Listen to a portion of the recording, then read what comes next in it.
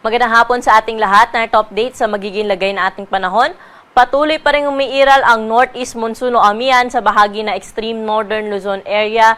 Ngunit magdudulot po ito ng maulap na kalangitan kasamang may hina hanggang sa tamtamang mga pag-ulan sa may bahagi ng Batanes at Babuyan Islands. Samantala, easterlies naman nakakaapekto sa nalalabing bahagi pa ng ating bansa, na kung saan may kita nga natin dito sa ating satellite imagery na may dala po itong mga kaulapan na magdudulot ng mga kalat-kalat na mga pag-ulan, mga pagkidlat at pagkulog sa may Eastern Visayas, pati na rin po sa bahagi ng Bohol, buong bahagi ng Mindanao at sa may Palawan area. Kaya doble ingat pa rin po sa ating mga kababayan dyan dahil sa mga tsansa ng mga pag-ulan ngayong hapon hanggang mamayang gabi. Samantalang dito po sa atin sa Metro Manila, pati na rin po sa ibang bahagi na ating bansa, ay generally fair weather condition po inaasahan natin o bahagyang maulap hanggang sa maulap na kalangitan yung ating mararanasan ngayong gabi, na kung saan kung may mga pag-ulan man po ay mga panandalian lamang at mga light to moderate rains lamang po yung inaasahan natin. Samantala, wala tayong minomonitor na low pressure area o bagyo na posibleng makaapekto sa ating bansa for the next 2 to 3 days. At para po sa magiging lagay na ating panahon bukas, dahil pa rin sa amihan ang bahagi ng Batanes at Babuyan Islands ay patuloy na makakaranas ng makulimlim na panahon na may kasama may hina hanggang sa katamtaman ng mga pag-ulan. Samantala sa may bahagi ng Cagayan, dahil po sa epekto ng posibleng shear line ay makakaranas din po bukas ng maulap na kalangitan na may kalat-kalat na pag-ulan, mga pagkidlat at pagkulog. Pero dito po sa atin sa Metro Manila, pati na rin sa ibang bahagi pa ng Luzon, wala naman po tayo naasahan na malawakang mga pag-ulan bukas, kaya magpapatuloy yung ating naranasan na lagay ng panahon na maaliwalas sa umaga hanggang tanghali, pero hapon at gabi, kukulimlim po yung ating panahon at may tsansa na mga panandali ang buhos ng pag-ulan. Dito sa Kamaynilaan, 23 to 32 degrees agwat ng temperatura bukas, Baguio City 15 to 25 degrees, Salawag 24 to 32 degrees Celsius. Sa bahagi ng Tugigaraw, 23 to 31 degrees agwat ng temperatura bukas, pero sa Legazpi ay nasa around 25 to 32 degrees Celsius. At sa Tagaytay naman, 22 hanggang 31 degrees Celsius. Dumako na po tayo sa may bahagi ng Kalayaan Islands na kung saan ang temperatura ay 26 to 33 degrees at sa Puerto Princesa nasa around 25 to 32 degrees Celsius.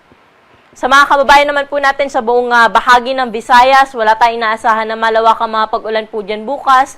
Kaya yung kanilang naranasan po na bahagyang maulap hanggang sa maulap na kalangitan ay magpapatuloy pa rin hanggang bukas. Na kung saan, kung lalabas man po tayo ng ating tahanan ay magdala pa rin po ng payong dahil nga pagsapit ng hapon at gabi, posible yung mga isolated rain showers, dala rin po ito ng easterlies.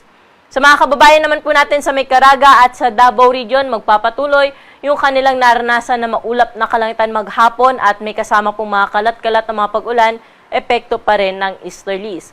Pero sa nalalabing bahagi po ng Mindanao, fair weather condition ang nasahan natin maliban sa mga isolated rain showers sa hapon at sa gabi. Temperatura po natin bukas sa Iloilo, Tacloban at Metro Cebu ay mula 26 hanggang 32 degrees Celsius. Pero sa bahagi po ng Cagayan de Oro, 25 to 32 degrees, 24 to 32 degrees naman sa Metro Davao at may kainitan sa may Zamboanga, aabot sa 34 degrees ang maximum temperature. Sa mga kababayan naman po natin na maglalayag, may gale warning pa rin po tayo nakataas sa may bahagi po ng Batanes at Babuyan Islands. Hindi pa rin po pinapayagang pumalaot dyan yung ating mga kababayan, mga isda, pati na rin yung may maliit na sasakyang pandagat. Dahil sa inaasahan natin malalaki at matataas na mga pag-alon, posibleng umabot sa 4.5 meters ang wave height. Para naman po sa ating 3-day weather outlook sa mga pangunahing syudad na ating bansa, partikular na dito sa Metro Manila, Baguio City at Legazpi City, na kung saan hanggang Miyerkules wala naman po tayong naasahan na malawakang mga pag-ulan. Kaya magpapatuloy yung ating naranasan na maaliwalas na panahon sa umaga hanggang tanghali, pero hapon at gabi, asahan na po natin yung mga panandaliang buhos ng pag-ulan. Dito sa Metro Manila, for the next 3 days, 23 to 32 degrees agwat ng temperatura. Baguio City, aabot po sa 15 degrees yung kanilang minimum temperature, pero sa tanghali, 25 degrees pa rin yung kanilang pinakamataas na temperatura. Sa may Legazpi City, 25 to 32 degrees ang agwat ng temperatura. Sa mga key cities naman po natin sa Kabisayaan, Metro Cebu, Iloilo at sa Tacloban City, wala rin tayong naasahan na malawakang mga pag-ulan for the next 3 days maliban sa mga thunderstorms sa hapon at sa gabi.